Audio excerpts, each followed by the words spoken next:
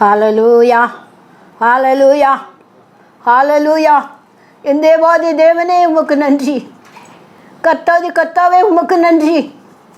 நிக்காரி தாரகர் அபரிக்கரி நரத்த ரபா உமக்கு நன்றி. உங்கள் நாமம் மகிமைப்பட போகிறதுக்காக சோதரம் பா. அடிமையை மறைத்து கொள்ளுங்கப்பா. நான் ஒன்றுக்கு உதவாதவதோடையா பா. சோதரம் ஐயா. என் நிலை என் தேவன் வல்லவர். என் நிலை என் தேவன் வல்லவர் பா. இப்போ நம்ம பேசுகிற செய்தி ஆண்டவரே அநேகருக்கு பயனுள்ளதாக இருக்கட்டும் சுவாமி. நீங்கப்பா அப்போ நான் இல்லை. என் சுய சாகணும் ஐயா. நீங்கள் கர்த்தாவே வெளிப்படணும். ஆவியானவர் வல்லமையாக எந்த கிரியை செய்யுங்க. பரிசுத்த ஆவியானவரே உன்னை விட்டு விலகுவதும் இல்லை உன்னை கைவிடுவதும் இல்லைன்னு சொன்னீங்களேப்பா. ஐயா சோதரம். ஆவியானவர் வல்லமையாய் கிரியை செய்யுங்க. இயேசு மகாராஜா உங்களை நம்பி தான்ப்பா இருக்கேன். எல்லா துதிகர மகிமையாவும் என் மீட்பர் இயேசு. இயேசுராஜா மூல ஜபக்கல ஜீவன் உள்ள நல்ல பிதாவே ஆமேன் ஆமேன். அதாவது உலகத்தில் மனிதனாக பிறக்கிறோம் நம்ம. ஆனால் நம்ம மனுஷனாக பிறந்து இஷ்டம் போல் நம்ம வளர்ந்து இப்போ உலகத்தில் சிலர் நல்லா படித்து முன்னேறி போகிறாங்க. சில குடும்பத்தில் பிள்ளைகளை பார்த்தா கொஞ்சம் வளர்ந்த உடனே பெற்றோருக்கு கீழ்ப்படியாத அளவில் அவங்க என்ன செய்யுங்க, தன் சுயம் போல் இஷ்டம் போல் வாழ்கிறாங்க. ஏன்னா அது அப்பா அம்மா கொடுக்குற செல்லம். அப்படி கர்த்தருடைய சித்தத்தின்படி பிள்ளைகளை வளர்க்கணும். அப்படி வளர்த்தா மட்டும்தான் அவங்க என்ன செய்ய முடியும், நல்லபடியாக முன்னேற முடியும். அப்போ நாம் எல்லாருமே ஒரு நாள் தேவாதி தேவன் ராஜாதி ராஜாவாய அவர் வரப்போகிறார். நாம் எப்படி இருக்கணும், நம்ம எப்படி இருந்தால் அவரோட நம்ம இப்போ சும்மா இப்படி இஷ்டம் போல் வாழ்ந்துக்கிட்டு இருந்துட்டு நானும் பரலோகத்துக்கு போயிடுவேன்னு சொல்லி நினச்சிக்கிட்டு இருந்தால் அது கூடாத காரியம். என்னை நோக்கி கர்த்தாவே கர்த்தாவே என்று கூப்பிடுகிறவன் அதில் பிரவேசிப்பதில்லை. அவருடைய சித்தத்தின்படி செய்கிறவன் மட்டும்தான் அவங்க என்ன செய்ய முடியும், அவருடைய ராஜ்யத்துக்கு போக முடியும். இப்போ நம்ம அதாவது தேவனால் என்ன செய்யணும், பிறக்கணும். அப்போ தேவனால் பிறந்தவன் யார், எப்படிப்பட்டவங்க அப்படின்னு சொன்னால் 1 யோவான் 2:29 சொல்லியிருக்கு.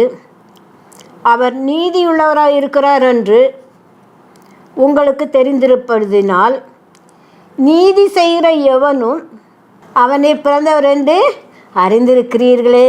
எப்படி பாருங்கள், நீதி உள்ளவராக இருக்கிறார் என்று உங்களுக்கு, அவர் நீதி உள்ளவர், அவர் நீதியுள்ள நியாயாதிபதி, நீதியுள்ள தெய்வம், நீதியின் தேவன்.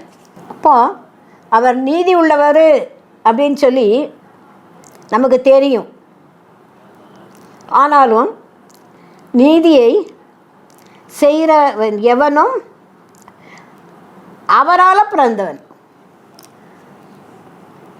என்னை ஏற்றுக்கொண்டு, அதாவது அவரை ஏற்றுக்கொள்பவர்கள் எத்தனை பேர்களோ அத்தனை பேர்களும் அவருடைய பிள்ளைகளாகும்படி அவருக்கு அதிகாரம் கொடுத்தார்.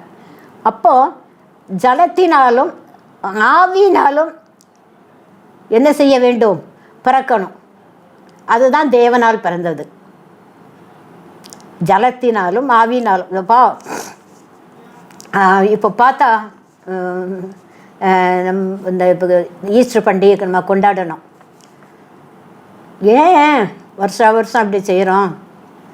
தேவாதி தேவன், உலக ரட்சகர், அதாவது பாவம் போக்கணும் ஒருத்தன்.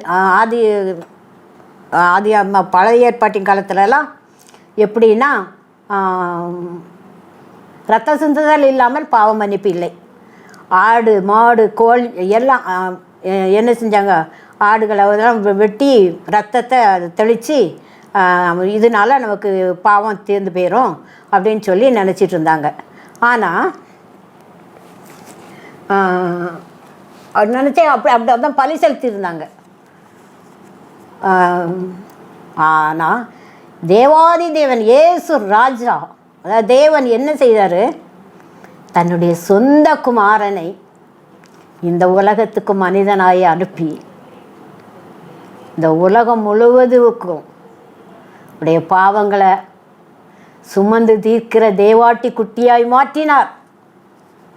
சர்வ வல்லமை உள்ள இயேசு ராஜா கிறிஸ்தவர்களுக்காக மாத்திரமல்ல, உலகத்தில் உள்ள அத்தனை பேர்களுக்காகவும் அவர் என்ன செஞ்சார்? ரத்தம் சிந்தி மரித்தார். நமக்காக அடிக்கப்பட்டார், வாரினால் அடிக்கப்பட்டார், காரி துப்பப்பட்டார், விழாவில் குத்தப்பட்டார், முள்முடி சூட்டப்பட்டார். அங்கேயே கூட அவங்க விட்டு வைக்கல. இவ்வளோ கொடுமையும் ஆண்டவர் தாங்கினார். யாருக்காக? நமக்காக, நமக்கு ரட்சிப்பு கொடுக்கறதுக்காக, நம்ம பரலோகத்துக்கு போகிறதுக்காக. அதனால் நம்ம இது யோசித்து என்ன செஞ்சிடணும்? தேவனுடைய பிள்ளைகளாய் நம்ம மாறணும். அப்போ நீதி செய்கிறவன் தேவனுடைய, அவர் அது தேவனுடைய குமாரன் தான், தேவனால் அவன் பிறந்தவன் தான். அதுக்கடுத்து அவர் நீதி உள்ளதாக இருக்கிறது போல் நாமளும் என்ன செஞ்சிடணும்? நீதி உள்ளவர்களாக இருக்கணும். 3:12 1 யோவான் 3:12 நம் சகோதரனிடத்தில் அன்பு கூறுகிறபடியால் மரணத்தை விட்டு நீங்களாக்கி ஜீவனுக்கு உட்படுகிறோம் என்று அறிந்திருக்கிறோம். சகோதரனிடத்தில் அன்பு கூறாதவன் மரணத்திலே நிலை கொண்டிருக்கிறான். அதாவது அன்பு முதல்ல என்னது? ரட்சிப்பு, விசுவாசம் நம்மகிட்ட இருக்கணும். நம்ம அதாவது இப்படி ஆகுமோ அப்படி ஆகுமோ அப்படின்னு சொல்லி இல்லாமல் விசுவாசிக்கிறவளே பாக்கியவதி. ஆபிரகாமை உன் சந்ததியை நான் கடற்கரை மணலை போலவும் வானத்து நட்சத்திரங்களை போலவும் பெருக பண்ணுவேன்னு சொல்லியிருந்தார். ஆனால் 100 வயசு ஆயிற்று.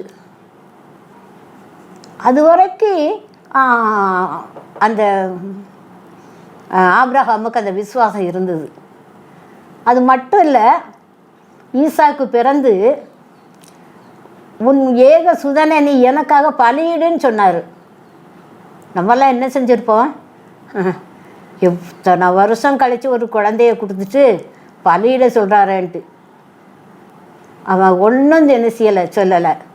அப்படியே மகனை கூட்டி கொண்டு போய் பலியிட கொண்டு போனார். எல்லாம் இருக்குது, விறகு இருக்குது, எல்லாம் இருக்குது. ஆடு எங்கன்னு ஈசாக்கு கேட்டபோது ஆபிரகாம் என்ன சொன்னார்? கர்த்தர் பார்த்துக்கொள்வார். ஹல்லேலூயா, ஹல்லேலூயா. அதுதான் விசுவாசம். அது அவர் சொன்னார், கர்த்தர் பார்த்துக்கொள்வார். அதுதான் விசுவாசம். அதே மாதிரி அருவாளை கொண்டு போகும்போது ஆபிரகாமே நிறுத்து அப்படின்னு என்ன செஞ்சார்? ஒரு சுவானத்தில் இருந்து ஒரு சத்தம் உண்டானது. அது விசுவாசம். அதனால் அவர் சொன்ன வார்த்தை ஒரு நாளும் என்ன செய்யாது? தப்பாது. நீதிமான்களை அல்லேலூயா நீதியின் பாதையிலே என்ன செய்ய வேண்டும்? நடக்கணும். லஞ்சம் வாங்கிறது, விபச்சாரம், வேசித்தனம், குடி, களியாட்டு, எல்லா கெட்ட பழக்கமும் வச்சுக்கிட்டு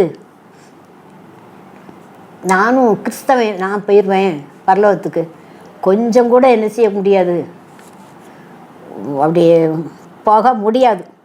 மனம் திரும்புதல் இல்லை, பாவம் மன்னிப்பு இல்லை. மனம் திரும்பும். உலகத்தில் பாவம் செய்யாத மனுஷங்க இல்லை. ஆனாலும் என்ன செஞ்சிடணும்? மனம் திரும்பணும். மனம் திரும்ப அவரை ஏற்றுக்கொண்டவர் எத்தனை பேர்களோ அத்தனை பேர்களும் அவருடைய பிள்ளைகளாக முடியவருக்கு அது இடம் கொடுத்து. அதுக்கடுத்து அதாவது விசுவாசமாக இருக்கணும். அந்த ஆபிரகாமப்பெல்லாம் விசுவாசமாக இருக்கணும். தேவனால் பிறக்கணும். இன்னும் என்ன செய்யணும்? நீதி செய்யணும். நீதியாய் நடந்தவர்கள் தேவருக்குள்ளே என்ன செய்வார்கள்? பிரவேசிப்பார்கள். நீதியாய் நடந்தவர்கள். அதுக்கடுத்து அன்பு, சகோதரனிடத்தில் அன்பு வேணும். எல்லாத்துக்கும் மேலே உங்களை பகைக்கிறவங்களை நீங்கள் என்ன செய்யணும்? நன்மை ஆசீர்வதிக்கணும். அன்பு சகலத்தையும் தாங்கும், சகலத்தையும் நம்பும், சகலத்தையும் விசுவாசிக்கும். எல்லாம் மாறி போனால் அன்பு மட்டும் ஒரு நாள் என்ன செய்யாது. அன்பிலே தேவனால் பிறந்தவர் தேவன் அன்பாகவே இருக்கிறார். அன்பு இல்லாதவன் அவருடையவன் அல்ல, அன்பு இல்லாதவன் அவருடையவன் அல்ல. அதனால் தேவன் அன்பு, ஒருவரில் ஒருவர் நம்ம என்ன செய்யணும், அன்பு தேவனால் உண்டானது. அன்பு அந்த அன்பு வந்து நம்மளை என்ன செஞ்சிடும், நம்மளோட இருக்கணும். கோபம், பொல்லாங்கு இதெல்லாம் இருக்கக்கூடாது. இவங்கெல்லாம் யார், அன்பா கிறிஸ்துவின் அன்பு நம்மில் இருக்கணும். விசுவாசிக்கிறவன் தேவன் என்ன செய்யணும், தேவனால் பிறந்தவன். 1 யோவான் 4:5 அவர்கள் உலகத்துக்குரியவர்கள் ஆகையால் உலகத்துக்குரியவைகளையே பேசுகிறார்கள். உலகமும் அவர் நாம் உலகத்தார், ஞான் உலகத்தார் அல்லாதது போல நீங்களும் உலகத்தார் அல்ல அப்படின்னு ஆண்டவர் சொன்னார். நீ அதாவது உலகத்தார் என்னென்ன செய்கிறாங்களோ நம்மளும் அதே மாதிரி செய்யணும் அப்படின்னு சொல்லி நம்ம பாவத்தை என்ன செய்தோம், கட்டிக்கிடக்கூடாது. நான் உலகத்தார் அல்லாதது போல் நீங்களும் உலகத்தார் அல்லன்னு ஆண்டவர் சொன்னார்.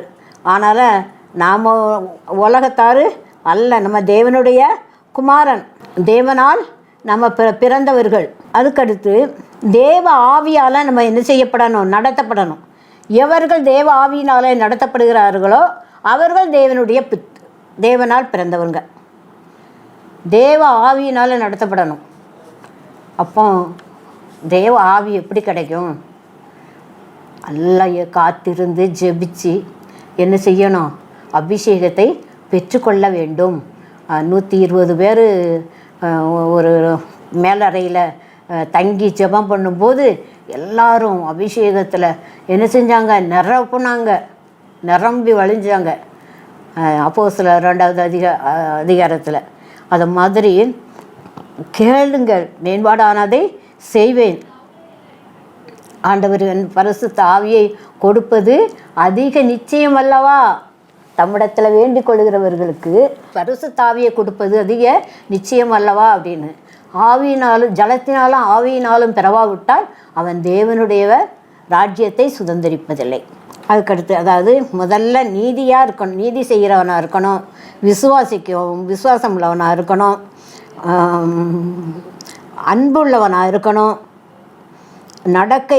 கிரியை, தேவனுடைய கிரியை, அதாவது பேச்சில் மட்டும் இல்லை, செயலில் நம்மளை என்ன செஞ்சிடணும், காட்டணும். அதான் தேவன் அன்புக்கு பொறாமை இல்லை, தற்பொழிவை நாடாது, சினமடையாது, தீங்கு நினையாது, அநியாயத்தில் சந்தோஷப்படாமல் சத்தியத்தில் சந்தோஷப்படும். அதில் இன்னும் ஆவியினால் இவர்கள் ஆவியினாலே நடத்தப்படுகிறார்களோ அவர்கள் தேவனுடைய புத்திரர் என்று. பாவம் செய்யாதவன் 1 யோவான் 3:10 இருக்குது. இதனாலே தேவனுடைய பிள்ளைகள் இன்னார் என்றும் பிசாசின் பிள்ளைகள் இன்னார் என்று வெளிப்படும். நீதி செய்யாமலும் தன் சகோதரனை அன்பு கூறாமலும் இருக்கிற எவனும் தேவனால் உண்டானோன் அல்ல. நாம் ஒருவருக்கொருவர் அன்பு கூற வேண்டும் என்பதே ஆதி முதல் கேள்விப்பட்டிருக்க விசேஷமாக இருக்கிறது. அதனால் அதாவது நம்ம என்ன செஞ்சிடணும், ஒருத்தருக்கு ஒருத்தர் தேவனால் பிறந்த எவனும் பாவம் செய்ய மாட்டான். ஏனென்றால் அவருடைய வித்து அவனுக்குள் தரித்திருக்கிறது. ஹல்லேலூயா. தேவனால் பிறந்தவன் பாவம் செய்ய, ஆண்டவருடைய வித்து நமக்குள்ள என்ன செய்து தரித்திருக்கு. அவர் நடந்தபடி நம்மளும் என்ன செய்வோம், நடப்போம். பாவம் நம்ம மேற்கொள்ள முடியாது, பாவம் நம்மளை தொட முடியாது. பாவம் செய்கிற ஆத்மா தான் என்ன செய்யும், சாகும். அதனால் கர்த்தருடைய வருகை என்ன செய்யுது, சீக்கிரமாக இருக்குது. அதுக்குள்ளால நம்ம என்ன செஞ்சிடணும், ஆயத்தப்படணும். நாம் தேவனிடத்தில் அன்பு கூர்ந்ததினால் அவன் நம்மிடத்தில் அன்பு கூற தம்முடைய பாவங்களை நிவர்த்தி செய்கிற கிருபாதார பலி ஹல்லேலூயா, கிருபாதார பலியாக தம்முடைய குமாரனை அனுப்பினதினாலே அந்த அன்பு உண்டாகிற பிரியமானவர்களே. தேவன் இவ்விதமாய் நம்மிடத்தில் அன்பு கூர்ந்திருக்க நாமும் ஒருவர் என்ன செய்யணும்? அன்புக்கு கடனாளியாக இருக்கணும். தேவனை ஒருபோதும் கண்டதில்லை. ஆனால் ஒருவரிடத்தில் ஒருவர் அன்பு கூர்ந்தால் தான் தேவன் நமக்குள் நிலைத்திருக்கிறார். அவருடைய அன்பு நமக்குள் பூரணப்படும். நல்ல ஆண்டவரோடு முதல்ல விசுவாசிக்கணும். ஆபிரகாமை போல நம்ம விசுவாசியாக இருக்கணும், நீதி செய்யணும், அன்புள்ளவங்களாக இருக்கணும். இப்படி நேர்மையாக இருந்தோம் அப்படின்னு சொன்னால் இவங்கெல்லாம் யார் தான்? நம்ம தேவனால் பிறந்தவர்கள். கர்த்தருடைய பாவம் செய்கிற எவனும் பாவத்துக்கு அடிமையாகிறான். பாவம் செய்கிறவன் ஆனால் அவன் மனம் திரும்பினாங்கன்னா ஆண்டவர் என்ன செய்வார்? ஏற்றுக்கொள்வார், நிச்சயமாக ஏற்றுக்கொள்வார். ஆனால் நாளை கடத்திக்கிட்டே இருந்தால் ஒன்றுமே இல்லை. இயேசுவானவர் கிறிஸ்து என்று விசுவாசிக்கிற எவனும் தேவனால் பிறந்திருக்கிறான். இயேசு கிறிஸ்து தான் தேவன் அப்படி விசுவாசித்தாலே அவன் தேவனால் பிறந்திருக்கிறான், அவரால் பிறந்திருக்கிறான். அப்போ தேவனிடத்தில் அன்பு கூர்ந்து அவருடைய கற்பனைகளை கை கொள்ளும்போது தேவனுடைய பிள்ளைகளிடத்தில் அன்பு கூறுகிறோம் என்று அறிந்து கொள்கிறோம். நாம் தேவனுடைய கற்பனைகளை கை கொள்வதே அவரிடத்தில் அன்பு கூறுவது. அவருடைய கற்பனைகளுக்கெல்லாம் பாரமானவைகள் அல்ல. பாவம் என்ன உலகத்தில் எப்படியெல்லாமோ வாழலாம் அப்படின்னு சொல்லி இருக்கான். ஆனால் எப்படி வாழலாம் அப்படின்னு சொல்லி நம்ம நினைக்கவே, பாவத்தின் சம்பளம் மரணம். நீ இந்த கொஞ்சம் வாழ்க்கைக்காக வேண்டி நீ என்ன செய்கிற? ஒரு சந்தோஷமாக நீ எவ்வளோதான் கோடி கோடியாக தேடி தங்கத்தை பரப்பி அதில் படுத்திருந்தாலும் உனக்கு கிடைக்கிறது என்ன? 6 அடி குழி தான், மண்ணு தான், அல்லது தீயில் வச்சு எரிப்பாங்க. ஆனால் நம்ம ஆத்துமா அழியாத ஆத்துமாவுக்காக வேண்டி என்ன செய்ய வேண்டும்? கர்த்தரை சொந்த இரட்சகராக ஏற்றுக்கொள்ளணும், பாவ மன்னிப்பை பெறணும், நீதிமானாய் வாழணும். கர்த்தரை தேடுகிறவர்களுக்கோ ஒரு நன்மையும் குறைவிட. சிங்க குட்டிகள் தாழ்ச்சியடைந்து பட்டினியாக இருக்கும். கர்த்தரை தேடுகிறவர்களுக்கு ஒரு ஏசப்பா ரொம்ப நல்லவங்க, சோம் இல்லையா அப்பா, எனக்கு சோம் கொடுங்கப்பா அப்படின்னு சொன்னால் உடனே கர்த்தர் என்ன செஞ்சிருவார்? என்னுடைய வாழ்க்கையிலலாம் அப்படியே எனக்கு என்ன செஞ்சுருக்காரு? சோம் கொடுத்துருக்குறாரு ஏசப்பா அப்படின்னு நீங்களும் சொல்லும்போது அன்றாட அழுது கண்ணீரோடு விதைக்கிறவன் கெம்பீரதன். நம்ம அப்பா ரொம்ப நல்லவங்க, நம்ம என்ன கேட்டாலும் தருவாங்க. தகப்பன் தன் பிள்ளைக்கு இறங்குவோல, நான் இறங்குவேன்னு சொன்னவர். அல்லேலூயா, கர்த்தர் இறங்குவார். ஒரு அப்பா தன் பிள்ளைக்கு எப்படி இறங்கணும்னு நினைக்காங்க. அது சரியானவள் தன் கற்பத்தின் கனிக்கு இறங்காமல் பாலகனை மறப்பாளா? அவன் மறந்தாலும் மறக்க மாட்டேன்னு சொன்ன அன்பு தெய்வம். நம்மளை வழி நடத்துவார். எங்கே போனாலும் நம்ம கூடவே வருவார். ஆபத்துக்கு நம்ம எந்த ஆபத்து இல்லாமல் நம்ம காத்துக்கொள்வார். நம்ம உள்ளத்துலேயும் இருதயத்தில் நல்ல சந்தோஷமாக வாழணும் அப்படின்னு சொன்னால் இயேசு கிறிஸ்துவை சொந்த இரட்சகராக ஏற்றுக்கொள்ள வேண்டும். அவர் தான் தேவாதி தேவன், அவர் இரட்சகர். அவரெல்லாம் கூடாத அதிகாரம் ஒன்றில். அவர் தான் எல்லாத்தையும் படைத்தார். கடைசியில் எல்லாரையும் கூட்டிகிட்டு போகிறவர் அவர் தான், பாதுகாக்கிறோம் அவர் தான்.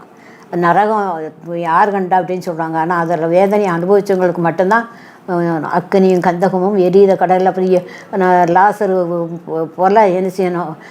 லாசரு ஆபிரகாம் அடியில் உட்காந்துருக்கும் போது ஐஸ்வர்யவான் ஒரு நாவை தொட்டு வைங்கன்னு சொன்னாராம். அதே போல் இருக்கக்கூடாது. தேவன் தாமே நம்ம கர்த்தரையும் அவருடைய வல்லமையை நாடுங்கள், அவருடைய கட்டளைக்கு கீழ்ப்படியுங்கள், பரலோக ராஜ்யத்துக்கு சுதந்திரமாக மாறும். விசுவாசம் நம்மளுக்கு இருக்கணும், நீதியின் வாதைகளை நடக்கணும், அன்பு நம்மகிட்ட இருக்கணும், பாவம் மன்னிப்பை பெறணும். தேவன் தாமே ஆசீர்வதிப்பாராக. ஸ்தோத்திரம் ஆண்டவரப்பா, ஸ்தோத்திரம் தகப்பனே. இந்த செய்திக்காக கூட உங்களுக்கு நான் நன்றி செலுத்துகிறேன் ஐயா. ஆண்டவரே, இது அநேகருடைய உள்ளத்தில் பேசட்டும் சாமி. அப்பா, அது மனம் திரும்பணும். இல்லை குடிகாரங்க மனம் திரும்பணும் ஆண்டவரே, கொலகாரங்க மனம் திரும்பணும் ஆண்டவரே. அப்பா ஹல்லேலூயா. திருடர்கள் மனம் திரும்பணும் ஆண்டவரே, பரியாசக்காரர் மனம் திரும்பணும் ஆண்டவரே. ஹல்லேலூயா.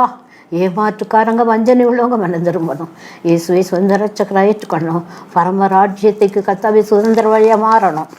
கர்த்தர் நீங்கள் நடத்தணும் ஆண்டவரே. பாவம் மன்னிப்பை பெற்று உலகத்தில் ஜீவிக்கணும் சுவாமி. எல்லா துதி கனமும் வைக்குமையாவும் உங்களுக்கு செலுத்துகிறேன். இயேசுவின் மூலம் ஜெபம் கேளு, ஜீவன் உள்ள நல்ல பிதாவே. ஆமேன், ஆமேன், ஆமேன். என் ஆத்துமாவே கர்த்தரை சோதரி, என் முழு உள்ளமே அவருடைய பரிசுத்த நாமத்தை சோதரி. என் ஆத்துமாவே கர்த்தரை சோதரி, கர்த்தர் செய்த சகல உபகாரங்களையும் மறவாதே. ஆமென்.